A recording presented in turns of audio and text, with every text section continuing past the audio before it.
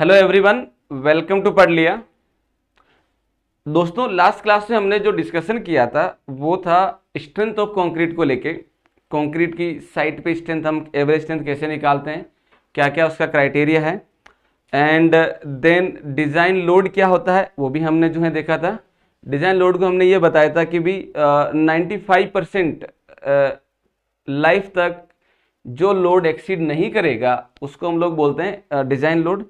5% हम लोग ये मानते हैं कि लोड एक्सीड कर सकता है, जो हमने कंसिडर किया है, because earthquake load, wind load और ये जितने भी लोड है सारे नेचुरल फोर्सेस हैं, इनकी इंटेंसिटी और पोजीशन फिक्स नहीं होती है।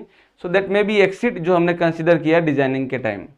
ठीक है, इसलिए हम लोग 95% ईयर तक हम लोग ये मानते हैं कि इस पर्टिकुलर लोड वैल्यू से ज़्यादा लोड नहीं आएगा। देन उसके बाद में हमने फ्लेक्सुरल स्ट्रेंथ देखा था, जिसको हम लोग मॉडुलस ऑफ रप्चर भी बोलते हैं। फ्लेक्सुरल स्ट्रेंथ को हमने डिफाइन किया था, फ्लेक्सर का मतलब बेंडिंग, और बेंडिंग का मतलब है कि भाई कोई भी मेंबर अगर बेंडिंग में कितना लोड ले पा रहा है, यानी कि कितना बेंडिंग में लोड रेजिस्ट कर पा रहा है, वो उसकी फ्लेक्सुरल स्ट्रेंथ कहलाएगी। तो बेंडिंग के अंदर न्यूट्रल एक्सिस के ऊपर जो कंक्रीट होती है बेंडिंग कंप्रेशन में होती है, और न्यूट्रल एक्सिस के नीचे जो कंक्रीट होती है वो बेंडिंग टेंशन में होती हैं। तो किसी पर्टिकुलर सेक्शन पे न्यूट्रल एक्सिस के ऊपर बेंडिंग कंप्रेशन है और नीचे बेंडिंग टेंशन है, तो वैसी बात है टेंशन में कंक्रीट वीक होता है, तो टेंशन में पहले फेल होगा। तो बेंडिंग के अंदर पहले फेल किस में हो रहा है, बेंडिंग टेंशन में हो रहा है। तो फ्लेक्सुरल स्ट्रेंथ जो है वो इसी बेंडिंग टेंशन के करस्पॉन्डिंग दी जाएगी कि जिस लोड पे कंक्रीट जो है बेंडिंग टेंशन में फेल हो जाएगा वही उसकी फ्लेक्सुरल स्ट्रेंथ यानी कि बेंडिंग स्ट्रेंथ कहलाई जाती है। उसी को हम लोग मॉडुलस ऑफ रप्चर भी बोलते हैं। दूसरी चीज, मॉडुलस ऑफ रप्चर का जो फॉर्मुलेशन है वो हो जाएगा that is FCR is equal to 0.7 root FC k, and it is the empirical equation. और इसका जो वैल्यू है वो डिटरमाइन किया जाता है loading eight which cracking start in structure, कि अगर इससे ज्यादा लोड लगाए तो क्रैक आना शुरू हो जाएगा। यहां तक क्रैक नहीं आता, ये आपको ध्यान रखना है। नाउ नेक्स्ट पॉइंट, उसके बाद में हमने देखा था splitting tensile strength. Splitting tensile strength जो है स्प्लिटिंग टेंसाइल स्ट्रेंथ जो है कंक्रीट की टेंसाइल स्ट्रेंथ डिटरमाइन करने के काम में आती है। और टेंसाइल स्ट्रेंथ कंक्रीट के अंदर दो तरीके से आ सकती है, एक होता है डायरेक्ट टेंशन जो कि फ्लेक्सर की वजह से या एक्सियल की वजह से है, और दूसरा हो जाएगा इनडायरेक्ट टेंशन। तो डायरेक्ट और इनडायरेक्ट क्या होता है उसको हमने डिटेल में जितना जरूरत है उतना हमने सारा चीजें देखी थी कि किस तरीके से होता है। तो दोस्तों उसके अंदर हमने क्या देखा था कि भाई इनडायरेक्ट टेंशन के अंदर हमारे पास इस लोड की वजह से शियरिंग आया, शियरिंग फोर्स की वजह से वर्टिकल शियर स्ट्रेस आई, और बेंडिंग की वजह से कॉम्प्लीमेंट्री हॉरिजॉन्टल शियर स्ट्रेस हुआ। और उसको लेके हमने ये चीजें डिस्कशन करी कि भाई हमारे पास में प्योर शियर केस बनता है, तो प्योर शियर केस की वजह से बॉडी जो है यानी कि सेक्शन जो है वो डिस्टोर्स्ड होगा, डिस्टोर्शन होता है। डिस्टोर्शन का मतलब change in shape but volume remain same. तो ये शियर की वजह से डिस्टोर्शन हुआ, और डिस्टोर्शन जो हुआ है वो डायगनली हुआ है, that is along the diagonal. तो ये वाला पार्ट जो हो जाएगा that is the diagonal tension, ये हो जाएगा diagonal compression, that is the diagonal compression, this is the diagonal tension. तो ये जो डायगनल टेंशन आया है दोस्तों, ये डायगनल टेंशन शियरिंग फोर्स की वजह से आया है, शियरिंग फोर्स लोड की वजह से। तो यहाँ पे टेंशन डायरेक्ट लोड की वजह से नहीं है, पहले शियरिंग फोर्स कंपोनेंट बना और उसने बेंडिंग टेंशन दी, उसने जो है वो टेंशन इंड्यूस किया, तो ये कहलाती इनडायरेक्ट टेंशन। देन हमने जो है कंक्रीट की टेंसाइल स्ट्रेंथ जब हम कैलकुलेट करते हैं तो हम जो टेस्ट करते हैं वो कहलाता है स्प्लिटिंग टेंसाइल टेस्ट। और इसके लिए हम जो स्पेसिमेन लेते हैं वो स्पेसिमेन लेते हैं सिलेंडर। इसमें हम जो स्पेसिमेन ले रहे हैं वो क्या ले रहे हैं, that is the cylinder, cylinder specimen लेते हैं। और सिलेंडर स्पेसिमेन को हम लोग हॉरिजॉन्टल पुट करके जो है लोडिंग अप्लाई करते हैं, और लोडिंग अप्लाई करते हैं तो जिस लोड के ऊपर ये दो पार्ट में स्प्लिट होगा that is called splitting tensile strength. और ये दिया जाता है FCT equal to 2P/πdl, and इसका जो वैल्यू हो जाएगा 0.66 FCR होता है इन दोनों के बीच में रिलेशन। और मैं अगर इन चारों के बीच में रिलेशन देखता हूं तो FC के characteristic strength of the concrete, FCR is the flexural strength जिसका वैल्यू होता है 0.7 रूट FC के, यानी कि FCR लेस देन FC से। देन FCT जो होता है 0.66 FCR, यानी कि इसका 66%, तो ये इससे लेस होगा, तो ये हो जाएगा FCR greater than FCT, and this is the one, और F80 सबसे लेस रहता है। F80 क्या रहता है? सबसे लेस रहता है।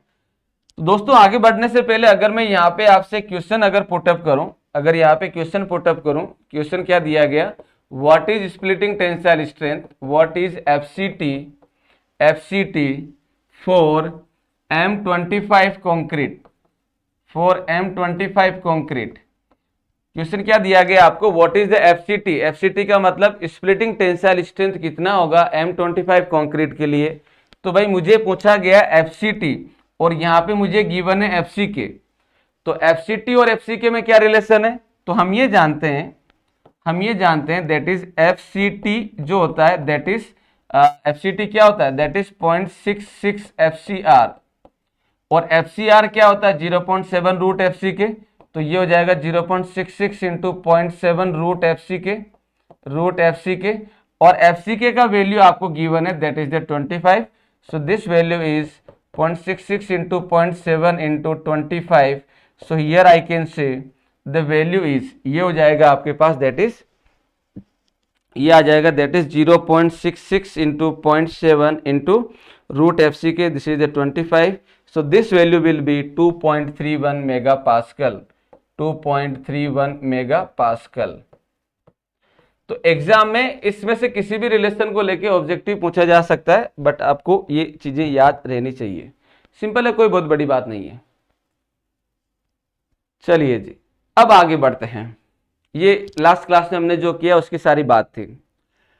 दोस्तों जब हम किसी भी मटेरियल के लिए टेस्ट करते हैं तो ऑब्वियस सी बात है, जैसे मान लीजिए मैंने कंप्रेसिव टेस्ट किया, तो जब मैं कंप्रेसिव टेस्ट करता हूं तो मैं क्या चाहता हूं, मैं ये चाहता हूं कि जैसे मैं लोड लगाना शुरू करूं, जैसे ही लोड लगाना शुरू करूं तब से लेके जब तक मटेरियल फेल नहीं होता है तब तक उसका बिहेवियर कैसा है वो मुझे ऑब्जर्व करना रहता है, वो मुझे देखना रहता है, ताकि मैं रिक्वायर्ड रिजल्ट को डेराइव कर सकूं।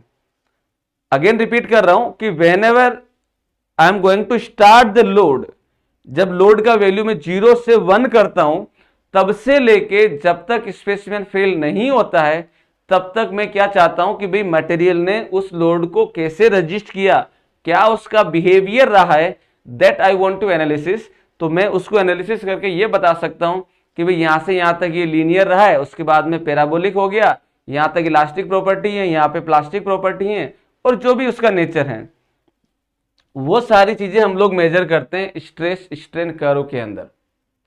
तो स्ट्रेस स्ट्रेन कर्व क्या होगा डिफरेंट कंक्रीट के लिए, तो अगर मैं डिफरेंट ग्रेड ऑफ कंक्रीट के लिए स्ट्रेस वर्सेस स्ट्रेन कर्व बनाता हूं दोस्तों, तो ये बनेगा कुछ इस तरीके से, like this.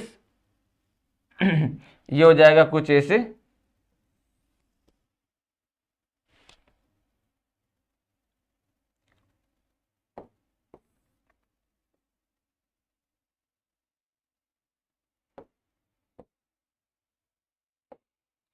Different grade of concrete के लिए जब आप स्ट्रेस वर्सेस स्ट्रेन कर्व बनाएंगे तो क्या होगा, यहां पे अगर हम बात करें तो ये हो जाएगा दैट इज द स्ट्रेन, ये हो जाएगा दैट इज द स्ट्रेन जिसको हम लोग एप्सिलॉन से रिप्रेजेंट करते हैं, और ये हो जाएगा दैट इज द स्ट्रेस जिसको हम लोग सिग्मा से रिप्रेजेंट करते हैं, जिसको हम लोग सिग्मा से रिप्रेजेंट करते हैं, कई बार एफ से रिप्रेजेंट कर लेते हैं, नोटेशन कोई बहुत बड़ी बात नहीं है। अब हमने क्या किया दोस्तों, हमने जो है सबसे पहले हमने जो ग्रेड ऑफ कंक्रीट लिया वो ग्रेड ऑफ कंक्रीट है हमारे पास दैट इज द M30। ये मान लो मैंने वैल्यू लिया that is the M15 for example, और दूसरा ग्रेड ऑफ कंक्रीट जो मैंने लिया वो मैंने कंसीडर किया दैट इज द, ये मैंने कंसीडर किया that is the M20, this is the M20, this is the M20।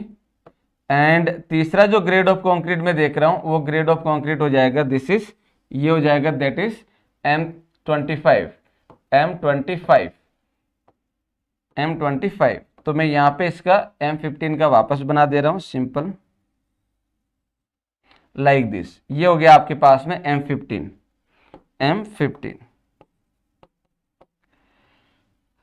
Okay, सो ये जो डिफरेंट ग्रेड ऑफ, मैंने कोई 3 ग्रेड लिया 15, 20, 25, 30, 35, 40, जो भी ग्रेड हैं जितना IS 456 अलाउ करता है वो सारा ग्रेड के लिए हम लोग कर्व बना सकते हैं कंप्रेसिव टेस्टिंग के लिए। तो हमने क्या ऑब्जर्व किया दोस्तों, हमने ऑब्जर्व ये किया कि सारी ग्रेड ऑफ कंक्रीट के लिए, सारी ग्रेड ऑफ कंक्रीट के लिए जो पीक स्ट्रेस मिलता है, पीक स्ट्रेस का मतलब मैक्सिमम स्ट्रेस, पीक का मतलब क्या हो गया, this is the maximum value, इसको हम लोग बोलते हैं पीक स्ट्रेस। इसको हम लोग किससे रिप्रेजेंट कर रहे हैं, that is the peak stress. ये जो पीक स्ट्रेस मिलता है आपको, ये आपको मिलता है 0.2% ऑफ स्ट्रेन पे, या फिर इसको मैं बोल सकता हूं 0.002 पे, जिसको मैं क्या बोल सकता हूं 0.002 स्ट्रेन पे। तो लगभग लगभग सारी ग्रेड ऑफ कंक्रीट के लिए जो peak strain, sorry peak stress जो आपको मिल रहा है, इस स्ट्रेन के करस्पॉन्डिंग मिल रहा है। और ये जो हमने कर्व बनाया है, ये बनाया हमने किसके लिए, ये कर्व बनाया है, ये बनाया stress strain curve for axial compressive load, axial compressive load, axial compressive load. जब किसी भी बॉडी पे एक्सियल कंप्रेसिव लोड लग रहा है, तब उस केस में बॉडी किस तरीके से रेजिस्ट कर रहा है, वो ये कर्व है। इसका मतलब ये रहा कि पीक स्ट्रेस अगर मुझे इस स्ट्रेन के करस्पॉन्डिंग मिला है, तो ये कहलाई जाएगी मैक्सिमम एक्सियल कंप्रेसिव स्ट्रेन। ये क्या कहलाई जाएगी, ये कहलाई जाएगी दोस्तों, ये कहलाई जाएगी maximum, maximum axial compressive, maximum axial compressive strain. ये होगी मैक्सिमम एक्सियल कंप्रेसिव स्ट्रेन। इससे ज्यादा एक्सियल कंप्रेशन में स्ट्रेन नहीं आ सकती, ये हमने देख लिया, राइट। अब हम ये बोलते हैं, अब देखिए हम क्या बोल रहे हैं कि भाई हमारे पास में, अब सुनना ध्यान से जो चीज सिखा रहा हूं, यहां पे अगर हम बात करें दोस्तों, तो भाई मेरे पास ये वाला M15 वाला इतना एलोंगेशन दे रहा है, M15 वाला इतना एलोंगेशन दे रहा है, M20 वाला इतना एलोंगेशन दे रहा है पी के बाद में, और M25 जो है वो इतना एलोंगेशन दे रहा है, दिस इज द वन। अगर मैं डिफरेंट एलोंगेशन लिखता हूं, तो ये मैंने एलोंगेशन लिखा किसके लिए, ये एलोंगेशन लिखा मैंने M20 के लिए, ये मैंने लिखा डेल्टा 20 के लिए, this is the elongation for 20। और ये जो है एलोंगेशन, ये हमने लिखा दैट इज, ये लिखा हमने डेल्टा 25 के लिए। ठीक उसी तरीके से जब मैं इसके लिए एलोंगेशन लिखूंगा, ये आ जाएगा M15, ये एलोंगेशन आपने लिखा डेल्टा 15, डेल्टा 15। मैं पॉइंट 2 के रेस्पेक्ट में क्यों बात कर रहा हूं, क्योंकि लगभग सारी ग्रेड ऑफ कंक्रीट के लिए, लगभग सारी ग्रेड ऑफ कंक्रीट के लिए जो पीक स्ट्रेस है,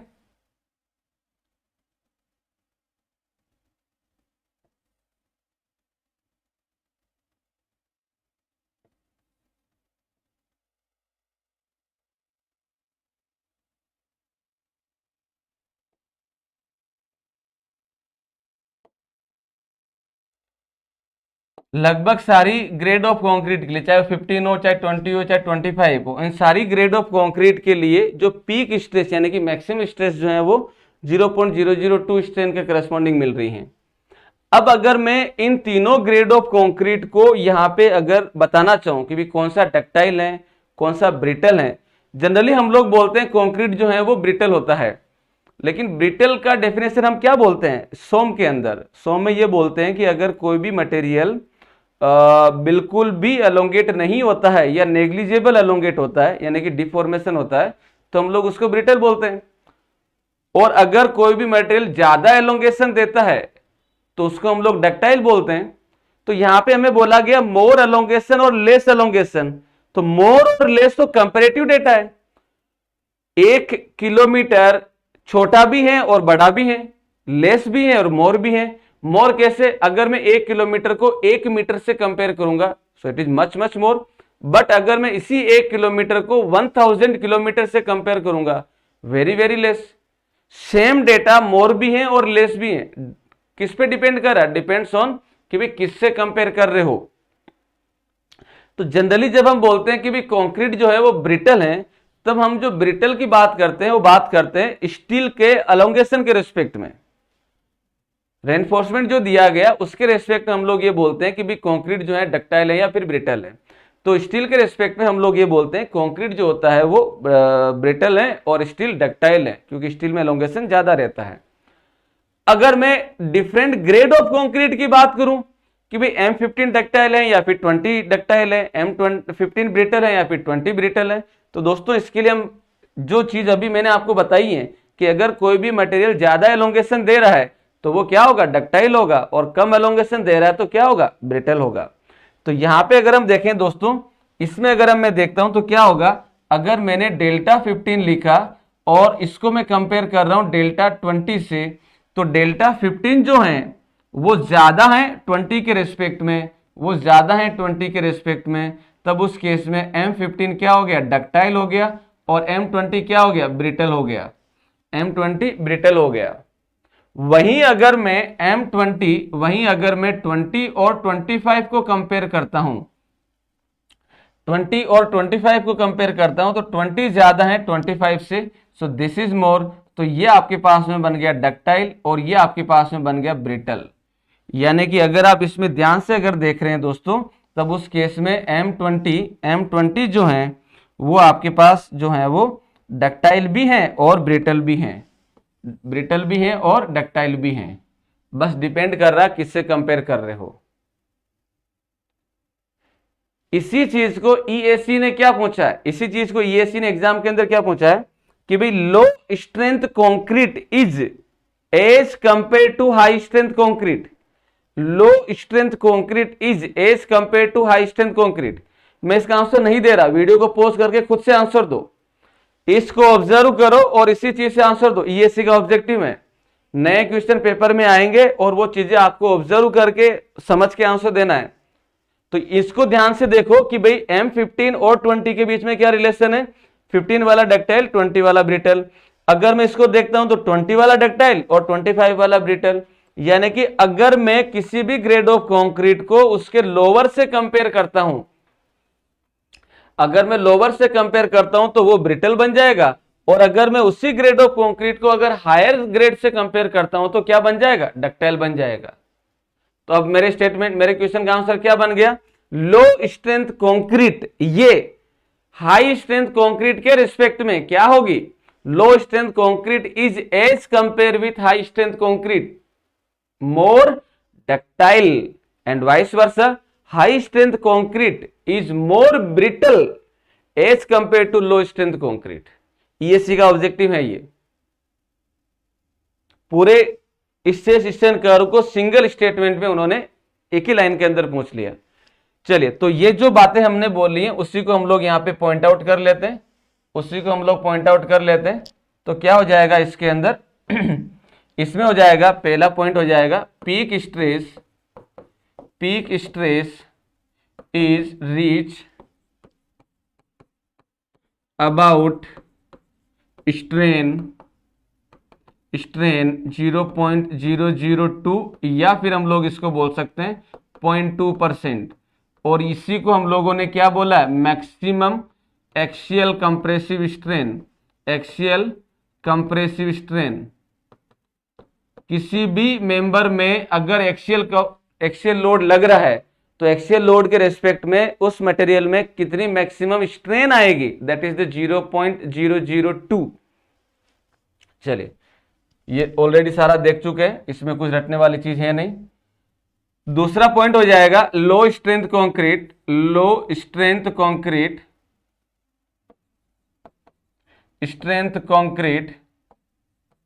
इसको मैं लिख सकता, low strength concrete is more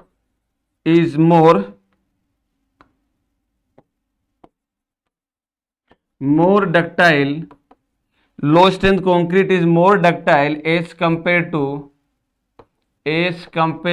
high strength concrete, as compared to high strength concrete।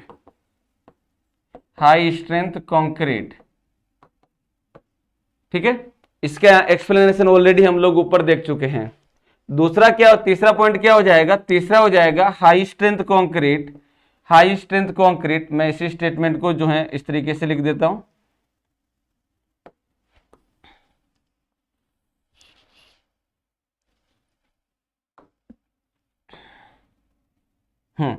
तो अब इसको मैं अगर वाइस वर्सा की फॉर्म में अगर लिखता हूं तो क्या हो जाएगा, दैट इज, ये हो जाएगा तीसरा पॉइंट, हाई स्ट्रेंथ कंक्रीट क्या होगा, high strength concrete is more,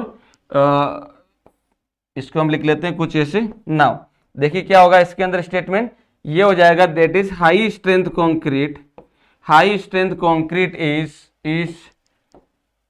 more brittle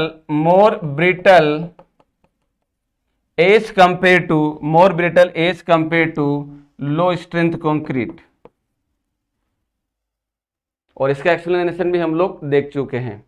next हो जाएगा, अब यहां पे हम थोड़ी सी बात और करते हैं। ये तो हमने जनरल बातें करी पी के बाद की बात। अब हम बात करें इस वाले सेगमेंट की। इसके इधर क्या कहानी है? तो दोस्तों इसके इधर जो कहानी वो क्या है, हम ये बताते हैं कि भाई हमारे पास में जो कर्व बना है, जो ये कर्व बना होता है, ये कर्व जो है दोस्तों, ये जो कर्व है वो क्या रहता है? लीनियर रहता है। दिस कर्व इज लीनियर, ये इसको लीनियर मानना पड़ेगा यहां तक। ये कर्व क्या रहता है? लीनियर रहता है up to the peak stress. मैं इसको ड्रॉ कर रहा हूं वापस कुछ ऐसे, ताकि ये सही से बन जाए। तो ये हो जाएगा दिस इज द वन, और ये हो जाएगा कुछ ऐसे लाइक दिस, ये हो जाएगा कुछ ऐसे like this is the one. तो ये दोस्तों क्या रहता है? ये जो है यहाँ पे पीक स्ट्रेस, यानी कि यहां तक क्या रहता है? ये लीनियर रहता है। यहां तक ये कर्व क्या है?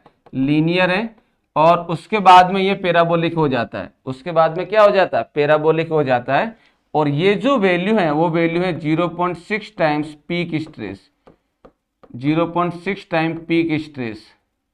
ये 0.6 टाइम पीक स्ट्रेस तक लीनियर रहता है। और लीनियर होने का मतलब क्या है? सौ में याद करो, जब आपको मटेरियल के बारे में बताया गया था, तो मटेरियल को आपको बताया गया था दो तरीके का होता है, एक लीनियर और एक नॉन लीनियर। जब मैं लीनियर मटेरियल की बात करता हूं, दोस्तों, तो उसकी कहानी क्या है वो देख लेते हैं। तो लीनियर मटेरियल की कहानी क्या है? सोम का रिवीजन करवा रहा हूं, लीनियर और नॉन लीनियर। तो लीनियर का मतलब ये होता है कि बॉडी का बिहेवियर कुछ ऐसा है। नॉन लीनियर का मतलब है बॉडी का बिहेवियर कुछ ऐसा है। और ये हम जानते हैं कि ये कहलाता है that is the A point proportional limit. और इसके अंदर ए पॉइंट प्रोपोर्शनल लिमिट, ये माइल्ड स्टील के लिए कर्व है और ये रबर के लिए कर्व है। ये रबर के लिए कर्व है। इसके बाद में यहाँ पे ये कुछ ऐसे होके ऐसे चला जाता है। दिस इज द लीनियर, ये हो गया लीनियर। और ये कहलाता है non linear, this is the non linear. अब इसका मतलब क्या है? लीनियर का मतलब ये है कि दोस्तों जब आप लोड अप्लाई करते हो तो ये लोड ऐसे रजिस्ट करता है। और जैसे ही लोड को रिलीज करोगे ये वापस कुछ ऐसे आता है। यानी कि जैसे ही लोड को रिलीज करोगे वापस अपनी पोजीशन गेन कर लेगा। ये होता है unloading, this is the unloading. और ये हो जाएगा आपके पास में दिस इज द लोडिंग, ये हो जाएगा लोडिंग। इसका मतलब ये रहा। लीनियर का मतलब क्या हुआ? लीनियर का मतलब ये रहा कि जब आप बॉडी पे लोड लगाएंगे तो वो लीनियर पाथ को फॉलो करेगा। जैसे लोड को रिलीज करोगे वापस उसी पाथ से वह आएगा और same original shape and size gain कर लेगा। बढ़िया। ये तो आपने सर लाइन को बता दिया, मतलब क्या है? इसका मतलब ये है कि आप इनफाइनाइट टाइम्स लोड लगाओ और रिलीज करो, लोडिंग करो, अनलोडिंग करो, मटेरियल अपना ओरिजिनल नेचर नहीं खोएगा। हर बार वो सेम मटेरियल की तरह बना रहेगा, उसमें किसी तरह का चेंजेस नहीं आएगा। और that exactly we want from the material when the material is used in the bridge और इन फ्लाईओवर और इन द रोड और in the any building. In that case in a day 1000 times load is applied, 1000 times load is जो है वो moving हो रहा है। जैसे ब्रिज की हम फ्लाईओवर की बात करें, एक ही दिन के अंदर हजारों व्हीकल्स उस पर जाते हैं फिर वापस आ जाते हैं। तो उसका मतलब जैसे ही गया तो लोडिंग अप्लाई हुई और फिर वापस आया तो लोडिंग रिलीज हो गया। मटेरियल का बिहेवियर अगर लीनियर है तो वो ब्रिज लाइफ टाइम तक, जब तक उसको बनाया गया जिस लाइफ के लिए, तब तक सेम तरीके से बिहेव करेगा जैसा वो ओरिजिनली था। That is the meaning of the linear. Clear? चलिए, तो ये इंटरव्यू वाली बात थी जो आपको ध्यान रखना था। अब आता नॉन लीनियर। नॉन लीनियर का मतलब क्या है? नॉन लीनियर का मतलब ये है दोस्तों कि when you apply the load it follows some path. जैसे आप लोड को रिलीज करोगे ये उसी पाथ से वापस नहीं आएगा, जैसे रबर के अंदर देखें तो this is going to be the loading path. जैसे आप रिलीज करोगे वापस इस पाथ को फॉलो नहीं करेगा, तो इसको समझने के लिए हम लोग क्या कर लेते हैं, कुछ ऐसे कर लेते हैं। देखिए इधर मैंने कहा कि भी हमारे पास में बॉडी कुछ ऐसे, फॉर एग्जांपल कर्व कुछ ऐसे बन गया। अगर मैं इस पे लोडिंग अप्लाई करता हूं तो बॉडी जो है वो इस तरीके से लोड को रजिस्ट कर रही है। जैसे ही मैं अनलोडिंग करता हूं, जैसे ही मैं अनलोडिंग करता हूं तो क्या हो रहा है, अनलोडिंग करते टाइम ये बॉडी ने कुछ ये वाला पाथ फॉलो किया, ये हो गया unloading, this is called unloading, और ये हो गया लोडिंग। इसका मतलब क्या रहा कि आपने पहली बार जब लोड लगाया तो उसने कुछ पाथ को फॉलो किया, और जैसे लोड को रिलीज किया वो किसी और पाथ से होते हुए वापस, और पाथ को फॉलो करते हुए वापस आ गया। वापस आ गया मतलब ओरिजिनल शेप और साइज में नहीं आया, उसके अंदर कुछ न कुछ जो है डिफॉर्मेशन यानी कि स्ट्रेन का वैल्यू रह गया है। अब जब आप दोबारा लोड लगाओगे तो ये बॉडी यहां से लोड रजिस्ट करना शुरू करेगी। इसका मतलब अब ये जब आप दोबारा लोड लगा रहे हो तब ये पुराना वाला मटेरियल नहीं है, अब नया बन चुका है जिसके अंदर इतना एलोंगेशन पहले से ही है। फिर लोड को रिलीज करोगे ये वापस इस पाथ में आएगा, यानी कि इतना, और फिर इसमें नया इतना डिफॉर्मेशन आ गया। दोबारा फिर तीसरी बार लोड लगाओगे, अब ये और नया मटेरियल बन चुका है। तो अगर आप लीनियर पाथ को फॉलो करते हैं तब मटेरियल हमेशा वही रहेगा जैसा ओरिजिनली था, सेम वैसा का वैसा बिहेव करेगा जैसा ओरिजिनल करता है। But if loading and unloading path is not same, then उस केस के अंदर मटेरियल हर बार नए मटेरियल की तरह बिहेव करेगा, और पुराने वाले मटेरियल में कुछ ना कुछ स्ट्रेन वैल्यू रहती जाएगी और वो क्विकली फेल हो जाएगा। This effect is known as the Bauschinger effect, in which the loading and unloading path is not same. हर बार ये नए साइकिल से जो है नए पॉइंट से जो है वो लोड को रजिस्ट करता है।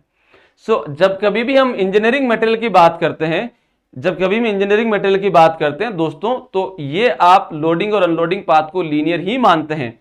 और यही चीज मैंने आपको स्ट्रक्चर एनालिसिस में भी बताई है, जब हमने कैस्टिग्लियानो थ्योरम, मैक्सवेल रेसिप्रोकल थ्योरम और बेटिस लॉ की बात करी थी, तब तीनों ने ये बात बोली थी, material must be linear elastic, temperature constant, supports are unyielding. इन तीनों साइंटिस्ट ने पहले यह कहा था कि इस कंडीशन को सेटिस्फाई कराइए, मटेरियल लीनियर इलास्टिक होना चाहिए। लीनियर इलास्टिक होना मतलब कि मटेरियल कितनी बार भी लोड लगाओ रिलीज करो सेम तरीके से भी ये होना चाहिए, देन ओनली आगे की बात हम मान सकते हैं, दैट इज दिस वन। तो we are dealing the engineering material, और इंजीनियरिंग मटेरियल जो होता है वो स्टील और कंक्रीट होता है, और इलास्टिक रेंज के अंदर इसका जो बिहेवियर है वो क्या रहेगा, लीनियर रहेगा।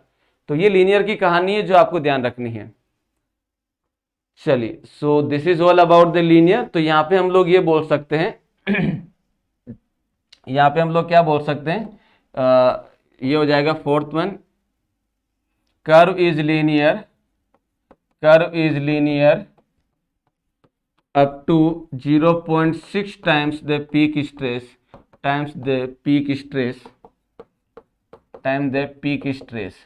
तो पीक स्ट्रेस तक क्या रहेगा, ये लीनियर रहेगा। लीनियर का मतलब है इलास्टिक रहेगा, और इलास्टिक का मतलब सो में आपको बताया होगा, there are two word, one is called elastic, another is called the plastic. Elastic जहां कहीं पे भी लिखा आ जाता है दोस्तों, इलास्टिक कहीं पे भी लिखा आ जाता है तो सीधा माइंड में रखिए, इलास्टिक का मतलब है when you release the load it will regain its original shape and size, और रीगेन करने का मतलब ही है कर्व लीनियर है। हम बात कर रहे हैं इंजीनियरिंग मटेरियल के लिए, ना तो मैं कोर की बात कर रहा हूं, ना लीड की कर रहा हूं, ना प्लेटिनम मैग्नीज किसी मटेरियल की बात नहीं कर रहा हूं, ना रबर की बात कर रहा हूं। I am dealing with the engineering material, और इंजीनियरिंग मटेरियल जो है वो कंक्रीट है और स्टील है। इसके अलावा इंजीनियरिंग मटेरियल के तौर पे हम बाकी रबर को, एल्यूमिनियम को नहीं यूज करते हैं, ठीक है।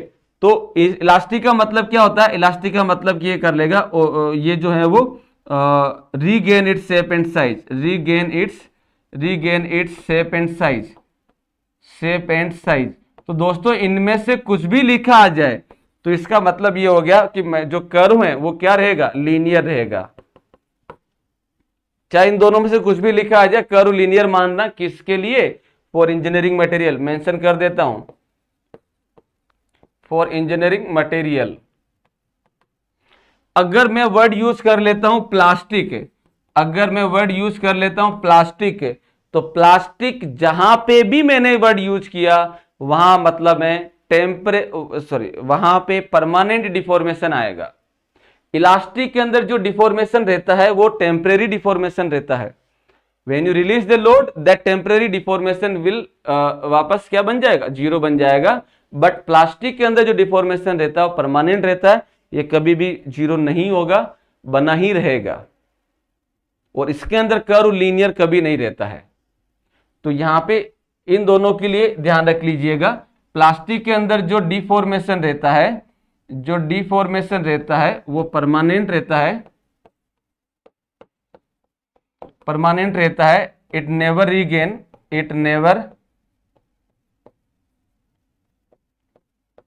ये कभी भी रीगेन नहीं होगा। और इसके अंदर जो रहता है वो क्या रहता है, इसमें टेम्परेरी रहता है, डिफॉर्मेशन क्या रहता है, डिफॉर्मेशन टेम्परेरी रहता है, और ये रीगेन कर लेगा जिससे आप लोड को रिलीज करोगे। So this is all about the stress strain curve and these are the strength of material topic, जो हमने जहां जितना जरूरत है उसको हम देख ही रहे। चलो नाउ, जब हमने स्ट्रेस वर्सेस स्ट्रेन की बात कर ली और जो भी कर्व है वो हमने देख लिया, तो दोस्तों हमने सोम के अंदर भी कर्व देखे थे, अपने सोम के अंदर भी कर्व देखे थे। तो जब हम कर्व को एनालिसिस करते हैं दोस्तों, तो हमारे पास में कर्व को जब एनालिसिस करते हैं तो एक वेरी इंपॉर्टेंट पैरामीटर को डिस्कशन किया जाता है, वो कहलाता है यंग्स मॉडुलस ऑफ इलास्टिसिटी। तो नेक्स्ट जो टॉपिक होगा वो हो जाएगा Young's modulus of elasticity.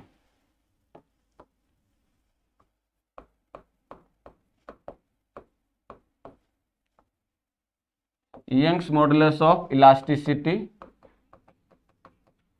Of concrete, Young's modulus of elasticity of concrete.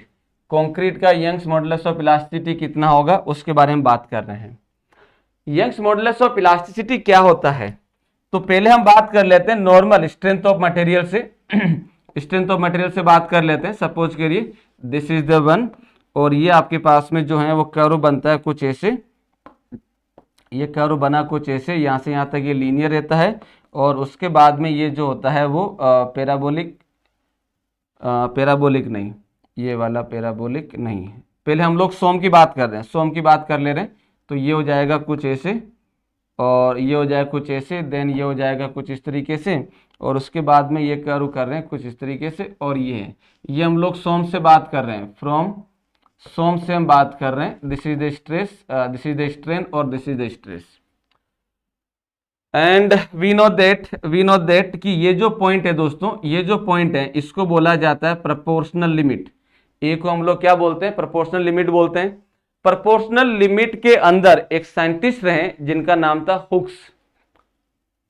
उन्होंने क्या किया, जितने भी इंजीनियरिंग मटेरियल थे, चाहे वो कंक्रीट हो चाहे वो स्टील हो, स्टील के अंदर माइल्ड स्टील या HYSD स्टील, जितने भी इंजीनियरिंग मटेरियल थे, उन्होंने इंजीनियरिंग मटेरियल के अंदर एक चीज ऑब्जर्व करी। वो क्या ऑब्जर्व करी, that is stress proportional to strain, stress proportional to strain. अभी जितना जरूरत है उतना ही बता रहा हूं स्टील स्ट्रक्चर में, और सोम के अंदर आपने इसको डिटेल में डिस्कशन किया होगा। ओके, तो स्ट्रेस प्रोपोर्शनल टू स्ट्रेन, तो ये चीज हुक्स ने ऑब्जर्व करी कि भाई जो है प्रोपोर्शनल लिमिट तक स्ट्रेस और स्ट्रेन एक दूसरे के प्रोपोर्शनल रहते हैं। जैसे आप स्ट्रेस बढ़ाओगे तो स्ट्रेन भी बढ़ेगा, और जैसे आप स्ट्रेस को रिलीज करोगे स्ट्रेन भी वापस आ जाएगा। और ये ऑटोमेटिकली लीनियर का ही इक्वेशन है, ठीक है। अब ये चीज तो हुक्स ने कही। फिर एक साइंटिस्ट और हैं जिनका सरनेम यंग्स है। तो यंग्स ने जो है इस प्रोपोर्शनल का वैल्यू दिया, और उन्होंने ये कहा कि भाई आप जो है sigma is equal to E epsilon लिख सकते हैं, और ई को हम लोग बोल सकते हैं यंग्स मॉडुलस। यंग्स एक साइंटिस्ट का नाम है, यंग्स मॉडुलस ऑफ इलास्टिसिटी, यानी कि ये क्या बोल रहा है कि भाई मैं बात कर रहा हूं इलास्टिक रेंज के अंदर ओनली। तो माय डियर फ्रेंड, ई जो होता है वो क्या हो जाएगा, ई को अगर मैं देखूंगा तो ये रेशियो हो जाएगा स्ट्रेस टू स्ट्रेन, रेशियो होता है, पहली चीज ये लिख सकते हैं। दूसरी चीज ये हो सकता है कि भाई ई क्या है, जब ये सिग्मा प्रोपोर्शनल टू स्ट्रेन है और ये इसके कांस्टेंट को शो कर रहा है, इसका मतलब कहीं ना कहीं ये इसके स्लोप को मेजर कर रहा है, स्लोप को मेजर कर रहा है। This is the stress, this is the strain, और ये हो जाएगा ई। यस और नो? तो यहां पे हम लोग ये बोल सकते हैं कि भाई ई जो होता है ये स्लोप को मेजर करता है। E measure the slope of stress versus strain curve, slope of stress strain curve, slope को मेजर करता है। तो ये तो जनरल बात थी जो हमने सोम से बात करी थी। अब जब हम कंक्रीट के लिए बात करते हैं, दोस्तों, तो कंक्रीट के अंदर क्या चीज है उसके बारे में देखते हैं। सो ये तो सारा बात हो गया किसके लिए, सोम से बात हो गई, जो हमने बेसिक जानना था वो सारी चीजें हमने देख ली। अब कंक्रीट के अंदर क्या होगा, तो कंक्रीट के अंदर हम लोग बात करते हैं नाउ फॉर कंक्रीट, ये हो जाएगा फॉर कंक्रीट। तो कंक्रीट के लिए दोस्तों जब हम कर्व बनाते हैं, ध्यान से देखिएगा दोस्तों, जब हम कर्व बनाते हैं तो कर्व होता है कुछ ऐसे, look at this is the curve, और इसके अंदर अगर हम देखें तो ये हो जाएगा यहां से यहां तक linear, this is the linear, and ये हो जाएगा लीनियर कुछ ऐसे, और उसके बाद में ये हो जाएगा आपके पास जो है वो पैराबोलिक लाइक दिस। और यहाँ पे हम लोग ये जानते हैं कि भाई यहाँ पे जो वैल्यू होगा ये हो जाएगा F C K, this is the F C K, और इसके करस्पॉन्डिंग जो वैल्यू होगा वो आ जाएगा 0.002, this is the strain and this is the stress. Simple, यही होता है, यही होगा। तो माय डियर फ्रेंड जब हम इसमें हम देखेंगे तो ये क्या हो जाएगा, ये हो जाएगा कुछ ऐसे। अब हमने एक चीज बात करी, हमने कहा कि भाई जो ई होता है, यंग्स मॉडुलस ऑफ इलास्टिसिटी होता है, वो स्लोप को मेजर करता है, स्लोप को मेजर करता है। अच्छी बात है। पॉइंट ये है कंक्रीट के लिए कि हम कहां तक स्लोप को मेजर करें। स्लोप किसका, स्ट्रेस वर्सेस स्ट्रेन कर्व का। तो स्ट्रेस वर्सेस स्ट्रेन कर्व यहां से शुरू होता है और यहां पे पीक पे जाके यहां पे फेल हो जाता है। पॉइंट ये है कि मैं कर्व को कहां तक कंसीडर करूं। तो कंक्रीट के लिए दोस्तों हम ये बोलते हैं, फॉर कंक्रीट, इसके लिए हम ये बोलते हैं कि भाई स्ट्रेंथ इज कंसीडर्ड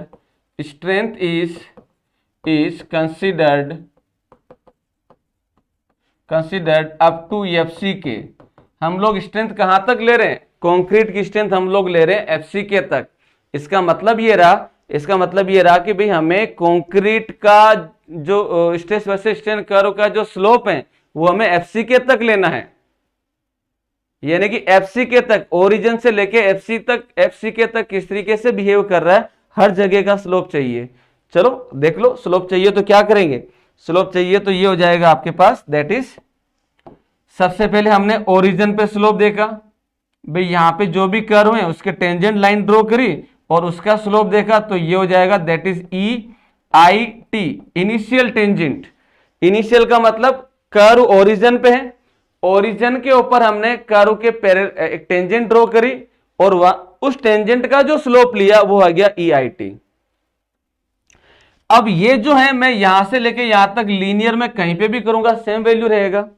देन उसके बाद में हमने कोई भी एक पॉइंट लिया, यहां पे हमने एक पॉइंट लिया, यहां पे हमने एक पॉइंट, कोई भी एक पॉइंट ले लिया, कर्व के ऊपर कोई भी एक पॉइंट ले लिया और उस पॉइंट पे हमने एक टेंजेंट ड्रॉ करी, तो ये कहलाता है ईटी, ये कहलाता है ईटी, ईटी कहलाता है। अब ईटी को ध्यान से देखना, जरा ईटी को ध्यान से देखना, ये क्या कह रहा है, ये कर्व कुछ ऐसे बन रहा है, यहां पे एक पॉइंट लिया उसका स्लोप चेंज हो गया, यहां पे लिया फिर स्लोप चेंज हो गया, यहां पे फिर चेंज हो गया, फिर यहां पे चेंज हो गया, यानी कि ET point two point change हो रहा है। ईटी क्या है, पॉइंट टू पॉइंट चेंज हो रहा है, कहां पे, इस नॉन लीनियर कर्व में, पैराबोलिक कर्व के अंदर पॉइंट टू पॉइंट चेंज हो रहा है। तो मैं ईटी को instantaneous change in modulus of elasticity भी बोल सकता हूं। इंस्टेंटेनियस क्यों, ये हर पॉइंट पे अपना स्लोप चेंज कर रहा है। वाई, बिकॉज द कर्व जो है वो कर्व्ड में, लीनियर नहीं है। तो ये हो गया ईटी, चलिए ये एक हो गया ईटी। दूसरा हम लोग ये बोल देते हैं दोस्तों कि भाई हमने मान लीजिए कोई भी एक पॉइंट लिया यहां पे, कोई भी एक पॉइंट लिया यहां पे, इसको हमने क्या किया, ओरिजिन से मिलाया, इसको हमने क्या किया, ओरिजिन से मिलाया। और इस लाइन का जो स्लोप होता है वो स्लोप दिया जाएगा ES, second modulus of elasticity. So concrete के लिए हम लोग तीन तरह की मॉडुलस ऑफ इलास्टिसिटी लेते हैं, और वो इलास्टिसिटी ली जाती है EIT, इनिशियल टेंजेंट, दूसरा हो जाएगा टेंजेंट, तीसरा हो जाएगा सीकेंट। तीन क्यों ले रहे हैं? तीन इसलिए ले रहे हैं क्योंकि हमने कंक्रीट की जो स्ट्रेंथ कंसीडर करी है FCK तक करी है। अगर मैं बोल देता कि भाई मैंने यहां तक ही करी है लीनियर वाले पार्ट में, तो लीनियर के अंदर तीनों ही बराबर हैं। देख लो, हमने कोई भी एक पॉइंट लिया, यहां पे स्लोप लो वही स्लोप होगा, यहां पे कोई एक पॉइंट लो उसको ओरिजिन से मिलाओ तो भी उसकी लाइन यही आएगी। तो लीनियर के अंदर तो सब बराबर हैं, लेकिन जैसे नॉन लीनियर में चला जाता हूं फिर कहानियां बदलने लग जाएगी। पहली चीज तो ये ध्यान रखनी है। तो कंक्रीट के लिए तीन यंग्स मॉडुलस ऑफ इलास्टिसिटी होता है। सो ये तीनों जो है आपको ध्यान रखना है। सो फॉर कंक्रीट EC जो होगा Young's modulus of elasticity of concrete, ये हो जाएगा आपके पास में तीन। पहला हो जाएगा EIT, दूसरा हो जाएगा ET और दूसरा हो जाएगा ET और तीसरा हो जाएगा ES। अब एग्जामिनर ने क्या किया, ESC के एग्जामिनर ने क्या किया कि यार बच्चों को ये सारी चीजें पता है, काफी टाइम से यही पूछते आ रहे हैं, तो उन्होंने क्या किया, इससे एक बात और पूछ ली। क्या चीज? कि भाई E जो होता है तीन तरीके का होता है, अच्छी बात है, तीनों का वैल्यू भी पता है, बहुत बढ़िया बात है। आप तो ये बताओ कि भाई ये जो E है कंक्रीट का, सबसे ज्यादा इन्फ्लुएंस कंक्रीट की किस प्रॉपर्टी से होता है? समझ रहे हो? मतलब उन्होंने क्या बात कर ली, उन्होंने ये बात कर ली कि भाई ये सारी चीजें तो उनको पता है कि नॉर्मली पिछले कई सालों से बात करते आ रहे हैं, तो हम क्यों न इसी पे बात कर लेते हैं, इसी पे बात कर लेते हैं। तो ESC ने क्या पूछा यहां पे कि भाई Young's modulus of elasticity of concrete जो होता है वो किससे ज्यादा इन्फ्लुएंस होता है? सबसे ज्यादा इन्फ्लुएंस कौन करता है? तो सबसे ज्यादा इन्फ्लुएंस कौन करता है? तो आप वीडियो को पॉज करके खुद से सोचो। आंसर ऑलरेडी मैं तुम्हें यहां पे लिखा हुआ है, ऑलरेडी लिखा हुआ है। जरा सोचो क्या हो सकता है, वीडियो को पॉज करके सोचना है। चलिए, तो सबने सोच लिया होगा दोस्तों। तो माय डियर फ्रेंड, यहां पे अगर हम देखें तो भाई मेरे पास में E जो लिखा गया है वो इलास्टिक प्रॉपर्टी के करस्पॉन्डिंग लिखा गया है। इसका मतलब E जो है वो मटेरियल की इलास्टिक प्रॉपर्टी पे डिपेंड करेगा। इलास्टिक प्रॉपर्टी किसकी? अब मटेरियल कंक्रीट के अंदर सबसे मेन ग्रेडियंट कौन होता है लोड को रेजिस्ट करने वाला? एग्रीगेट होता है। तो E more influence by the elastic property of the aggregate या elastic property of the material. ध्यान रखना इस चीज को, ठीक है। तो यहां पे ये क्या हो जाएगा, यहां पे हम लोग इसको लिख सकते हैं E ज्यादा इन्फ्लुएंस होता है इलास्टिक प्रॉपर्टी ऑफ मटेरियल से। तो मैं इसको यहीं पे मेंशन कर देता हूं, यहीं पे मेंशन कर देता हूं, E more influence bye elastic property of the material, elastic property of material. अब मटेरियल यहां पे भी जो है, अगर कंक्रीट की बात कर रहे हो तो एग्रीगेट आ जाएगा, मेनली वही ग्रेडियंट होता है। और अगर एनफोर्समेंट के लिए स्टील हो जाएगा। स्टील स्ट्रक्चर में जो नया सब्जेक्ट है उसके अंदर आप स्टील लिख देंगे, तो कॉमन है क्योंकि ये तो सोम की बात है। चलिए जी, तो ये कहानी हो गई आपके पास यंग्स मॉडुलस ऑफ इलास्टिसिटी के अंदर नॉर्मल सी बातें हो गई। अब इन तीनों को देख लेते हैं, इन तीनों को देख लेते हैं। तो वन बाय वन बात कर लेते हैं। तो सबसे पहला हो जाएगा EIT। EIT क्या हो जाएगा? EIT हो जाएगा इनिशियल टेंजेंट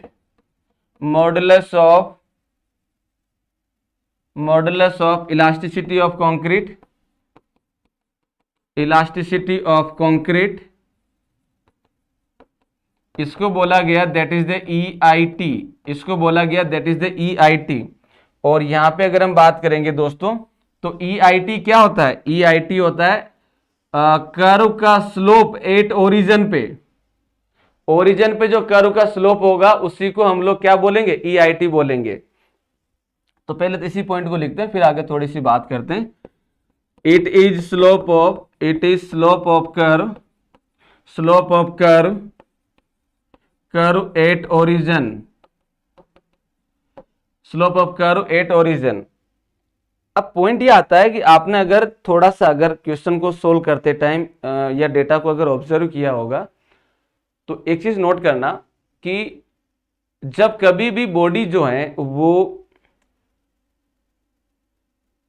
डायनेमिक लोड से, साइक्लिक लोड से, रिवर्सल ऑफ स्ट्रेस से, सेस्मिक फोर्स से, विंड लोड से, इंपैक्ट लोडिंग से या वाइब्रेशन से, जिसको हम लोग क्रिटिकल लोड बोलते हैं, सबका नाम क्रिटिकल लोड है, तो अगर इनसे सब्जेक्टेड रहती हैं तब उस केस में हम लोग जो हैं डिजाइनिंग के अंदर मटेरियल का ओरिजिनली बिहेवियर ही देखते हैं। ओरिजिनली बिहेवियर का मतलब है हम लोग इनिशियली वो कैसा बिहेवियर दे रहा है उसी को हम लोग देखते हैं और उसी को लेके हम बात करते हैं। आगे किस तरीके से रजिस्ट कर रहा है उससे हमें मतलब नहीं है। क्यों नहीं है? क्योंकि हम ये चाहते हैं कि जब कभी भी डायनेमिक लोड लगे, जो है डायनेमिक लोड लगता है या क्रिटिकल लोड जब लगते हैं, तब उस केस में हम लोग जब डिजाइन करते हैं, स्टिल नाउ एलएसएम के कोड आ चुके हैं स्टील स्ट्रक्चर के लिए भी और आरसीसी के लिए भी, लेकिन अभी भी अगर हम लोग हाई राइज बिल्डिंग बनाते हैं, ब्रिज बनाते हैं या डैम बनाते हैं या टावर बनाते हैं, तो ये सारे आज भी डब्ल्यूएसएम से डिसाइड हो रहे हैं, डिजाइन हो रहे हैं। डब्ल्यूएसएम ओनली लीनियर पाथ को फॉलो अप करता है। उसका कारण भी यही है कि हम लोग मटेरियल की ओरिजिनल नेचर को बना के रखते हैं और दूसरा रिजर्व स्ट्रेंथ ज्यादा से ज्यादा चाहते हैं। If something happen means the load exceed the design considered value, तो वो वहां पे सेफ रहना चाहिए। सो इसीलिए इसको ईआईटी को समटाइम्स हम लोग डायनेमिक मॉडुलस ऑफ इलास्टिसिटी भी बोलते हैं। It is also called it is also called dynamic modulus of elasticity, also called dynamic modulus of elasticity, modulus of elasticity। और ये सबसे ज्यादा वैल्यू होता है, it is the maximum value of EC, it is maximum value of EC. EC का मतलब है Young's modulus of elasticity of concrete. पूरा ना लिख के मैं शॉर्ट फॉर्म में लिख दे रहा हूं, तो ये हो जाएगा that is 5000। It is Young's model maximum value of Young's modulus of elasticity of concrete, और ये हो जाएगा that is EC is equal to 5000 root F C K, 5000 root F C K. This is the one. तो this is all about the EIT. Next हो जाएगा tangent modulus of elasticity. Next हो जाएगा that is tangent modulus of elasticity. Tangent modulus of elasticity of concrete. तो मैं इसको simple ET लिख दे रहा हूं, ईटी लिख दे रहा हूं। तो ईटी क्या हो जाएगा, चलिए ईटी के बारे में बात करते हैं।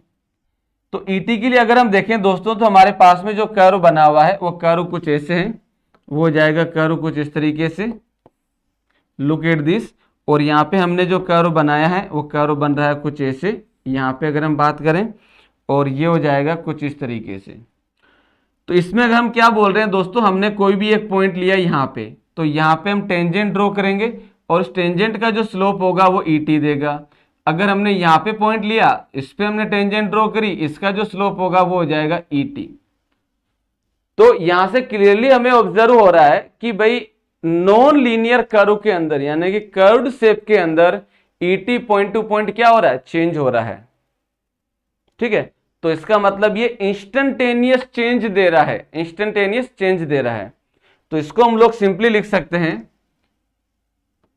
इसका ईटी का डेफिनेशन क्या हो जाएगा इसके अंदर, it is the slope of tangent at any point on curve के ऊपर किसी भी पॉइंट पे अगर आप टेंजेंट ड्रॉ करते हैं, उसका जो स्लोप होगा वो ईटी होगा, राइट। और it is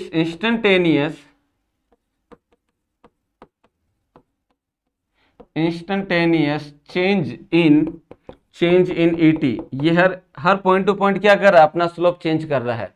तो इसका मतलब ये हो गया कि अगर मैं ईटी का वैल्यू लिखूंगा तो ईटी क्या हो जाएगा, ईटी हो जाएगा, ई होता है स्ट्रेस बाय स्ट्रेन, तो ईटी क्या होगा, instantaneous increase in stress, instantaneous increase in strain, quickly change हो रहा है। तो यहां पे हम लोग अगर ईटी को डिफाइन करेंगे तो ईटी क्या हो जाएगा दोस्तों, ईटी हो जाएगा हमारे पास कुछ ऐसे, ईटी हो जाएगा दैट इज इंस्टेंटेनियस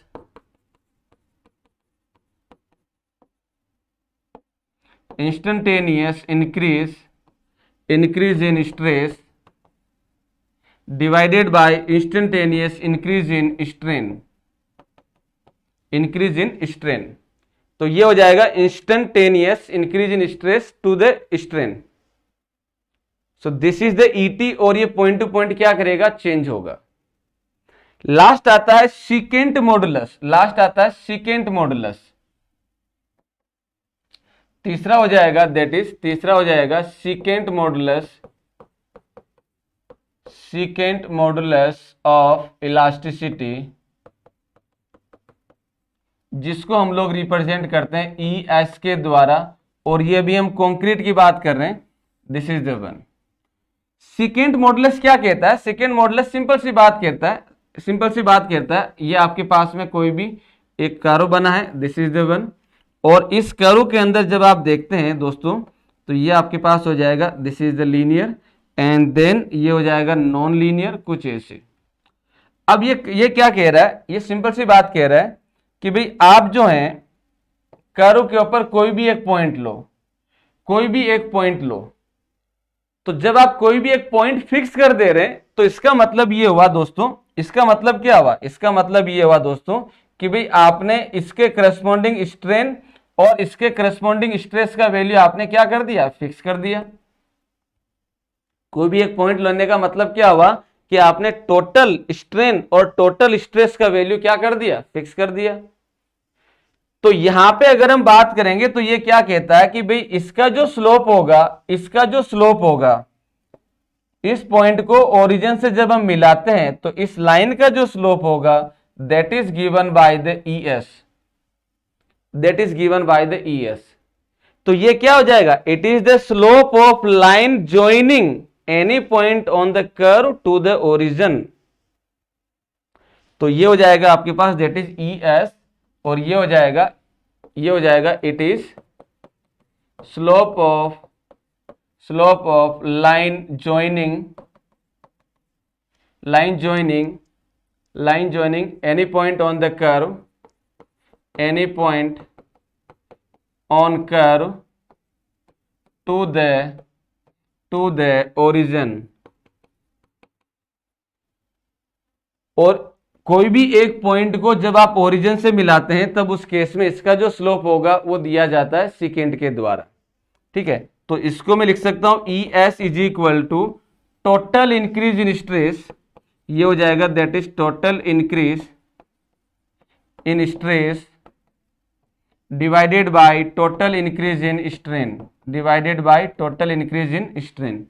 यहां पे देखिए, ध्यान से देखिए, मैं यहां पे जो वर्ड यूज कर रहा हूं वो टोटल यूज कर रहा हूं, यहां पे मैं टोटल वर्ड यूज कर रहा हूं, जबकि यहां पे मैं यूज कर रहा हूं इंस्टेंटेनियस। यहां पे देखिए मैं वर्ड कौन सा यूज कर रहा हूं, इंस्टेंटेनियस। क्यों यूज कर रहा हूं, क्योंकि हर पॉइंट टू पॉइंट वेरी कर रहा है, और यहां पे हमने एक पॉइंट को ओरिजिन से मिलाया है, तो ओरिजिन से मिलाने का मतलब ये रहा कि भाई ये पॉइंट फिक्स करने का मतलब ये रहा कि हमने उसके रेस्पेक्ट में स्ट्रेस और उसके रेस्पेक्ट में स्ट्रेन का वैल्यू फिक्स कर दिया। तो जब हमने ये दोनों वैल्यू फिक्स कर दिए तो इसको मिलाने वाली जो लाइन होगी उसी को हम लोग बोलते हैं दैट इज सेकेंड मॉडुलस। अब ये तीन वैल्यू आपके पास में आ चुका है, इनिशियल टेंजेंट, टेंजेंट और सेकेंड। पॉइंट ये आता है कि इनमें से कौन सा हम लोग डिजाइन पर्पस के लिए यूज करेंगे। पॉइंट ये आता है कि इसमें डिजाइन पर्पस के लिए कौन सा यूज किया जाएगा। तो दोस्तों डिजाइन पर्पस के लिए जो यूज होगा, डिजाइन पर्पस के लिए जो यूज होता है वो यूज होगा दैट इज सेकेंड मॉडुलस, और ये लिया जाता है 1/3 ऑफ एफ सी के। तो हम लोग यहां पे लिख सकते हैं पॉइंट करके, for design purpose for design purpose the ES is 1/3 of FCK। ES is 1/3 of FCK। तो ये डिजाइन पर्पस के लिए लिया जाता है। एक चीज तो ये, दूसरी चीज ये कि भाई इसके अंदर हम लोग ये बोलते हैं कि इसी को हम लोग ये जो वैल्यू दिया गया है ES को हम लोग जो है स्टैटिक मॉडुलस ऑफ इलास्टिसिटी भी बोलते हैं। It is also called static modulus of elasticity. It is also called static modulus of elasticity. Static modulus of elasticity, इसको हम लोग स्टैटिक मॉडुलस ऑफ इलास्टिसिटी भी बोलते हैं। तो दोस्तों ES के बारे में यानी कि कंक्रीट के E के बारे में हमने पहले सॉम से देखा, फिर कर्व को ध्यान में रखते हुए यानी कि कितना कर्व के अंदर किस पॉइंट तक हम लोग जो है कंसिडर कर रहे हैं डिजाइनिंग के अंदर, तो FCK ले रहे हैं। FCK तक कर्व लीनियर भी था और नॉन लीनियर भी था। तो हमने इस पूरे कर्व के अंदर स्लोप क्या क्या हो सकता है उसको हमने यहां पे डिफाइन कर लिया। अब हम बात करेंगे डिजाइनिंग पोर्शन के अंदर, जहां पे हम लोग कंक्रीट का रियल बिहेवियर ले रहे हैं या फिर आइडियोलॉजिकल बिहेवियर ले रहे हैं, उसको हम लोग देखेंगे स्टैटिक मॉडुलस के अंदर। और स्टैटिक मॉडुलस और एक दूसरा आता है that is called long term modulus. एक होता है शॉर्ट टर्म और एक लॉन्ग टर्म होता है, तो वो आगे हम इसके अंदर देखेंगे।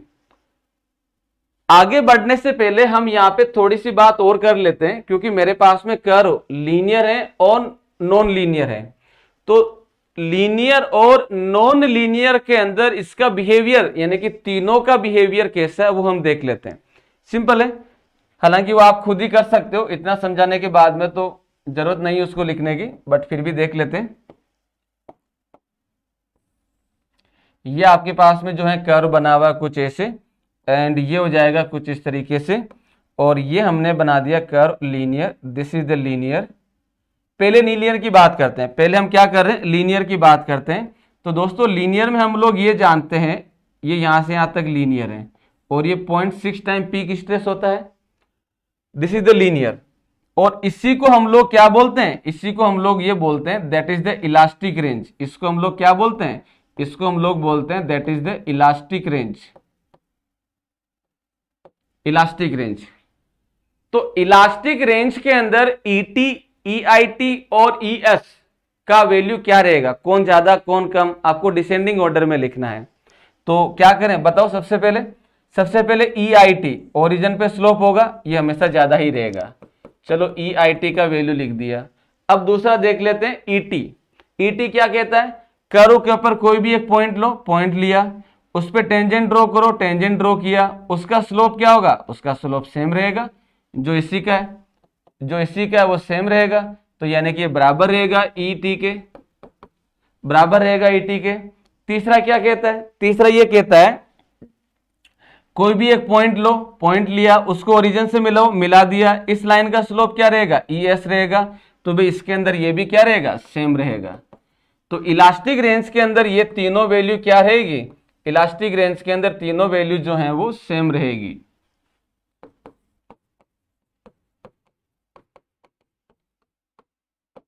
इलास्टिक रेंज के अंदर तीनों वैल्यू क्या रहेगी, तीनों वैल्यू जो है वो दोस्तों सेम रहेगी। This is the one. अगर मैं आपको पूछता हूं कि भाई हमारे पास में ये जो कर्व बना है, ये कर्व जो जा रहा है दोस्तों, ये कर्व हो जाएगा कुछ ऐसे, यहां पे चला जाएगा कुछ ऐसे, और यहां पे है FCK। अब इस वाले जोन की बात कर लेते हैं, इस वाले जोन की बात कर लेते हैं, यानी कि इन इलास्टिक और plastic range. For in elastic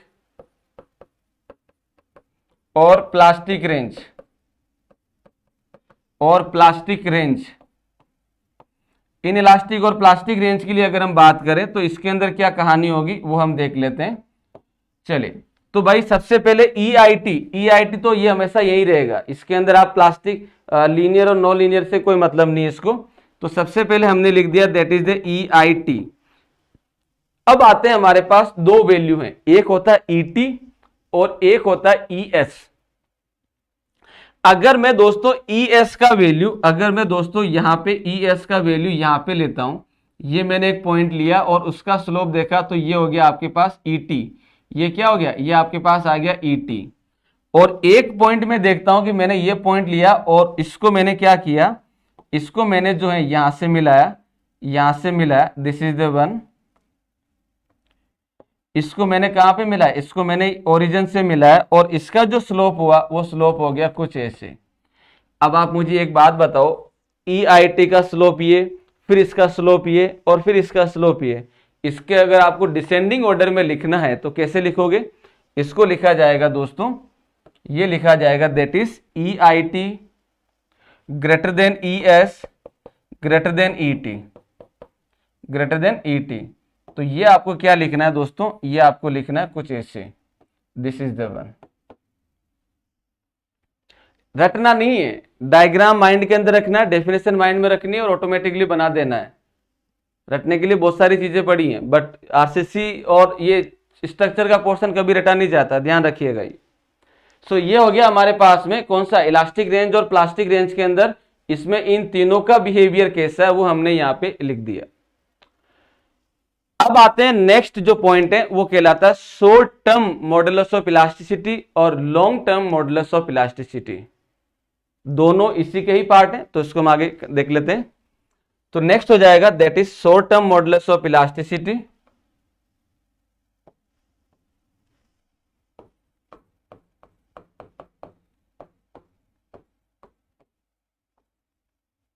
modulus of elasticity of concrete, short term modulus of elasticity of concrete, ठीक है। और दूसरा कहलाता है long term modulus of elasticity of concrete. तो short term modulus of elasticity के अंदर अगर हम बात करें तो सबसे पहले दिमाग में यही आता है कि भाई शॉर्ट टर्म का मतलब क्या, शॉर्ट टर्म का मतलब क्या। तो शॉर्ट टर्म का मतलब यह है कि हम लोग कंक्रीट के ऊपर टाइम का इफेक्ट नहीं मान रहे। टाइम का इफेक्ट का मतलब कि भाई कंक्रीट ओरिजिनली इनिशियली जब जैसा था, जब उसका डिस्ट्रॉय होगा तब तक सेम रहता है, मतलब किसी भी तरह का कोई भी चेंजेस नहीं होता है। हम कंक्रीट को थ्रू आउट लाइफ टाइम हम ये मान के चल रहे हैं सेम है और सेम तरीके से रजिस्ट कर रहा है, यानी कि नो टाइम डिपेंडेंट या टाइम डिपेंडेंट इफेक्ट को हम लोग कंसीडर नहीं कर रहे हैं।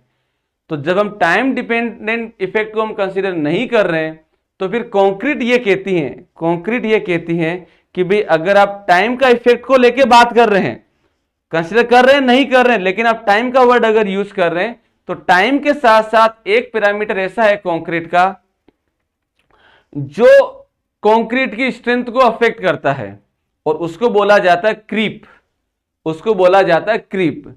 तो अगर मैं शॉर्ट टर्म की बात कर रहा हूं दोस्तों तो मैं क्या लिखूंगा, no time effect consider, no time effect, no time effect consider, no time effect consider means इसका मतलब क्या हो गया, इसका मतलब ये हो गया, इसका मतलब ये हो गया means no creep effect consider, no creep effect consider, no creep effect consider, हम लोग क्रीप इफेक्ट को कंसीडर नहीं कर रहे हैं। That is the mean, short term का मतलब नो टाइम इफेक्ट कंसीडर, इसका मतलब ये हो गया कि हम लोग क्रीप का इफेक्ट कंसीडर नहीं कर रहे हैं। अब पॉइंट ये आता है कि भाई क्रीप ही क्या है, तो उसको हम थोड़ा सा बाद में देखते हैं, अभी ये सारा फॉर्मुलेशन देख लेते हैं क्या क्या चीज है।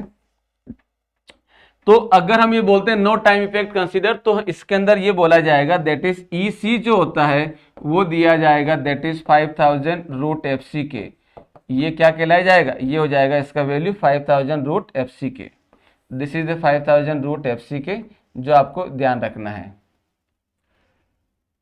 अगर मैं टाइम का इफेक्ट कंसीडर करता हूं, अगर मैं टाइम का इफेक्ट कंसीडर करता हूं तो वो कहलाया जाता है long term effect. Long term का मतलब है कि इसका रियल बिहेवियर कैसा है वो हम देखते हैं।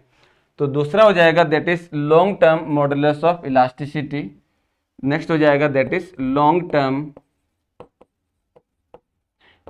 टर्म मॉडुलस ऑफ इलास्टिसिटी, जिसको हम लोग रिप्रेजेंट करते हैं ECL के द्वारा। जिसको हम लोग रिप्रेजेंट करते हैं दैट इज ECL के द्वारा, और ये कहलाया जाता है long term modulus of elasticity. और लॉन्ग टर्म का मतलब ये होता है दोस्तों क्रीप इफेक्ट कंसीडर। इसका मतलब ये हो जाएगा creep effect consider, creep effect consider. और ये दिया जाएगा, ये जो दिया जाता है ये दिया जाएगा फॉर्मुलेशन में, that is ECL is equal to EC upon 1 plus theta. अब दिमाग में क्वेश्चन यही आएगा, सर आपको कैसे पता चला ये जो है कंक्रीट की कैपेसिटी रिड्यूस होगी? भाई थीटा का वैल्यू मैं ऐड कर रहा हूं, अगर मैं थीटा को हटा दूं तो कंक्रीट का ओरिजिनल बिहेवियर है जैसा ऊपर लिखा है। अगर मैंने डिनोमिनेटर में कुछ वैल्यू ऐड करना है तो ऑब्वियस बात है ये EC रिड्यूस ही होगा, डिवाइड हो रहा है। कैसे पता चला? तो आप कॉमन थोड़ा सा सोच सकते हैं कि जैसे जैसे क्या बोलते हैं टाइम पास होता है तो कंक्रीट का मटेरियल का जो बॉन्डिंग नेचर है वो धीरे धीरे लूज होता है। इनिशियली कुछ टाइम तक वैल्यू बढ़ती है, दैट्स ओके, बट जैसे कंक्रीट अपनी ओरिजिनल यानी कि जितनी स्ट्रेंथ के लिए इसको बनाया गया अगर वो गेन कर लेती हैं, so under the repeated loading the material जो है धीरे धीरे डिग्रेड होता है। डिग्रेड होगा तो ऑब्वियस बात है उसके द्वारा जो लोड रेजिस्ट करने की कैपेसिटी होगी दैट आल्सो विल रिड्यूस। तो अगर वो रिड्यूस हो रही है तो ऑब्वियस बात है स्ट्रेस अगर रिड्यूस हो रहा है तो दिखती सी बात है उसका स्लोप भी चेंज होगा तो उसकी वैल्यू ऑटोमेटिकली रिड्यूस होती जाएगी। और यही कारण है कि एक टाइम बाद में हम लोग ये बोलते हैं कि this structure is not usable. Why? Because the material इतना डिग्रेड हो गया, इतना कैपेसिटी कम हो गया कि अब वो लोड को रेजिस्ट नहीं कर सकता।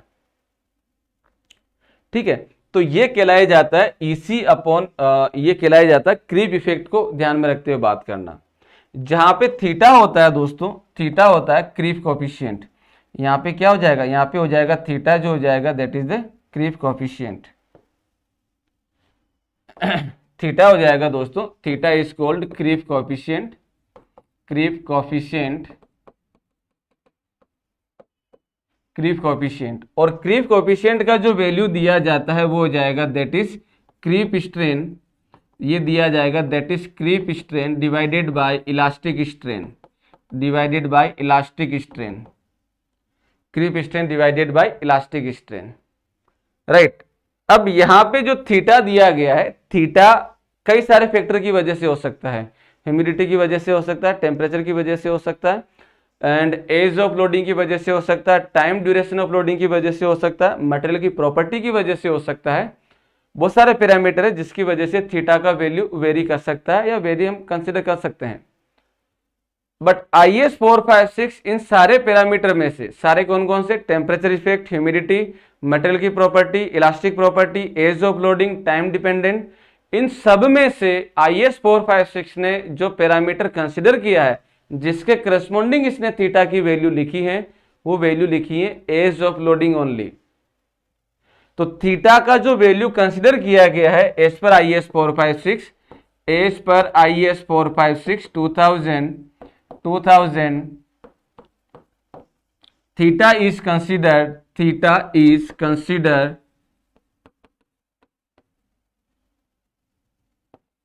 considered from age of loading effect only, age of loading effect only, loading effect only।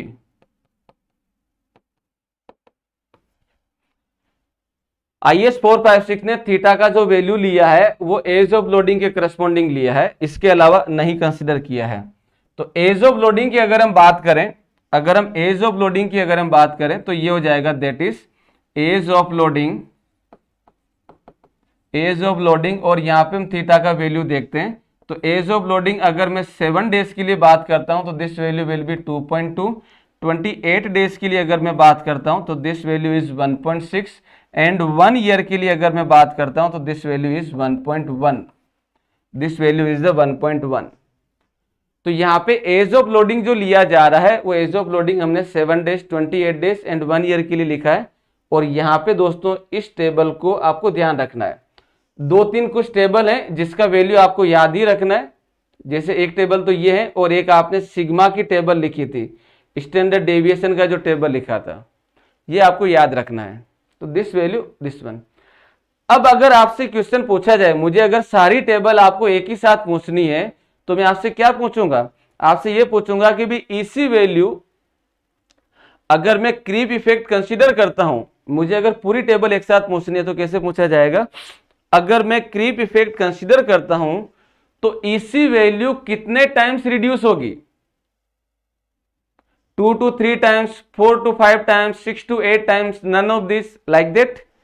तो क्वेश्चन क्या पूछा गया कि अगर आप क्रीप इफेक्ट कंसीडर करते हैं दोस्तों, तब इसी वैल्यू कितने टाइम्स रिड्यूस होगी।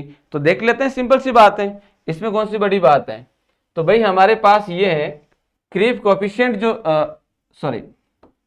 जो ECL दिया जाता है, ECL ये हो जाएगा that is EC upon 1 plus theta. अगर मैं 7 डेज के लिए बात करता हूं तो 7 डेज के लिए ECL हो जाएगा that is EC upon 1 plus 2.2, यानी कि ये हो गया आपके पास EC अपॉन 3.2। और अगर मैं 1 ईयर के लिए बात करता हूं तो 1 ईयर के लिए हो जाएगा ECL is equal to EC upon 1 plus 1.1, so this value is EC upon 2.1। तो ये जो वैल्यू रिड्यूस हो रहा है वो कितने टाइम्स रिड्यूस हो रहा है, 2 to 3 टाइम्स रिड्यूस होता है। ESC है, उनको तो एक ही क्वेश्चन में बहुत सारे डेटा पूछना है, रियल डेप्थ ऑफ नॉलेज भी आपको चेक करनी है, तो इस तरीके से क्वेश्चन पूछे जा सकते हैं। सो this is all about the EC, और इसको लेके आपको ध्यान भी रखना क्या क्या होता है,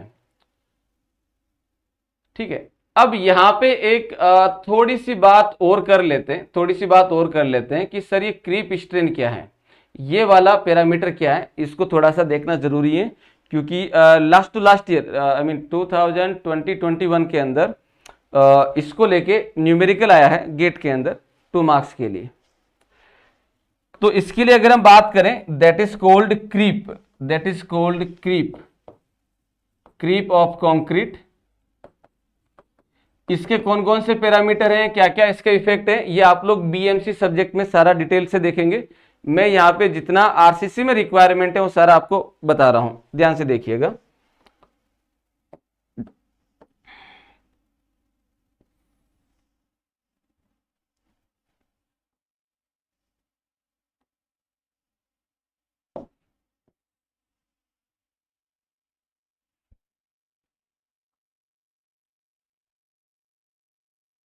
चलो now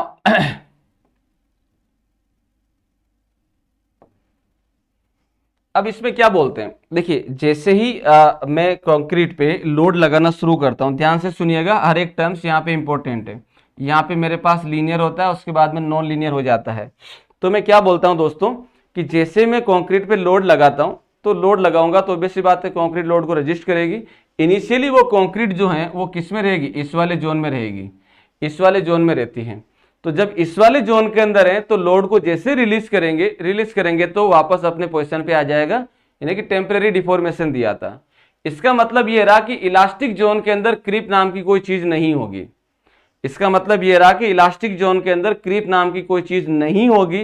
that is the reason कि हमने यहाँ पे जो है दोस्तों, यहाँ पे हमने जो है EC का वैल्यू 5000√FC के लिख दिया था, और ये वैल्यू हमने लिखा था स्टैटिक के करस्पॉन्डिंग, और वो 1/3 ऑफ FC के लेते हैं। 1/3 का मतलब वो इसी जोन के अंदर आ चुका है, सब एक दूसरे से रिलेटेड है, हाइपोथेटिकल कुछ भी नहीं है, ठीक है।